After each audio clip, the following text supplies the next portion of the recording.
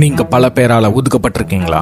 அப்படி நீங்க ஒதுக்கப்படுற நேரத்துல சில பேர் மட்டும் மற்றவர்களால ஈர்க்கப்படுற அளவுக்கு வசீகரமான நபரா இருப்பாங்க. ஆனா நம்ம யோசிச்சு பார்த்தா அந்த நபர் அதுக்காக எந்த விதமான முயற்சியும் பண்ணிருக்க மாட்டாங்க. அதுக்கு காரணம் பணம் இல்லனா ஸ்டேட்டஸ் அப்படின்னு சொன்னாலும் மரியாதையும் வெற்றியும் இதுல பெரிய பங்கு வகிக்குது. நான் சொல்ல போற இந்த 6 யுக்திகளை கடைபிடிக்கிறது மூலமா நீங்க இழந்த மதிப்பை அடையவும் முடியும், ஒரு வெற்றிகரமான ஆளா மாறவும் முடியும். இந்த வீடியோ உங்களுக்கு ஒரு உற்சாகத்தை கொடுக்க போகுது, அதோட சேர்த்து உங்க வாழ்க்கையில ஒரு மாற்றத்தை கொடுக்க போகுது. அதனால இந்த வீடியோக்கு கீழே இருக்கிற லைக் பட்டனை தட்டி விட்டுட்டு வீடியோவை ஃபுல்லா பாருங்க. ரொம்ப பேசாம வீடியோக்குள்ள போயிடலாமா? எனக்கு யாரை பார்த்தும் போட்டியும் இல்லை, பயமும் இல்லை, பொறாமையும் இல்லை. இங்க இவங்க தான் இதை தான் பண்ணணும்ன்றதெல்லாம் கிடையாதுண்ணே. இன்னார் இந்த வேலையை தான் செய்யணுங்கிறதெல்லாம் எப்பயோ மாறிடுச்சு. யார் வேணா என்ன வேணா பண்ணலாம், யார் வேணா என்ன வேணா ஆகலாம். கடைபிடிக்கிறது மூலமா நீங்க இழந்த மதிப்பை கண்டிப்பா அடைய முடியும். அதுக்கு முதல்ல நீங்க கடைபிடிக்கக்கூடிய யுக்தி ஸ்பீக் நவ் நாட் லேட்டர்.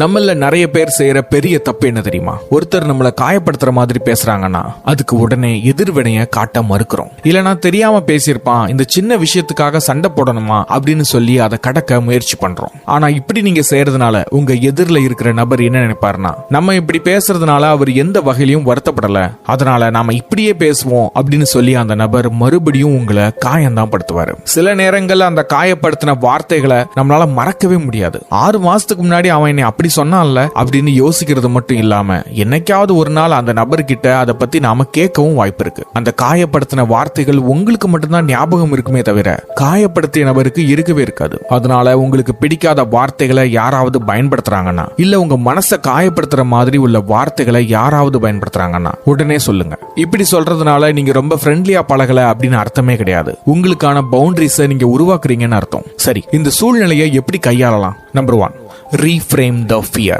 அவங்க சொல்ற வார்த்தைகளுக்கு நாம உடனே எதிர்வினையை காட்டினா நம்மள ஒரு முரடுன்னு நினைச்சிருவாங்க, நம்மள ஒரு முட்டாள்னு நினைப்பாங்க, நம்மள ஒரு தொட்டாச்சினிங்கன்னு நினைப்பாங்க அப்படின்னு நினைக்கவே நினைக்காதீங்க. இந்த வாழ்க்கை உங்களுக்காக தான் வாழ்றீங்க, மற்றவர்களுக்காக இல்லைன்றத நல்லா ஞாபகம் வச்சுக்கோங்க. Number 2, build the muscle. முளையில் கிள்ளி எறி. ஒருத்தர்கிட்ட நல்ல பேர் எடுக்கிறதுக்காக அவர் சொல்ற எல்லா விஷயத்துக்கும் தலையாட்டணும்னு அவசியமே இல்லை. அதுலயும் குறிப்பா அவங்க உங்களை காயப்படுத்துற மாதிரி பேசுறாங்கன்னா அது முதல்லயே சொல்றது ரொம்பவே நல்லது. லெவல் 1ல இருக்கும் போதே அந்த நபர்களை கண்டிக்க ஆரம்பிச்சீங்கன்னா அந்த நபர் லெவல் 10க்கு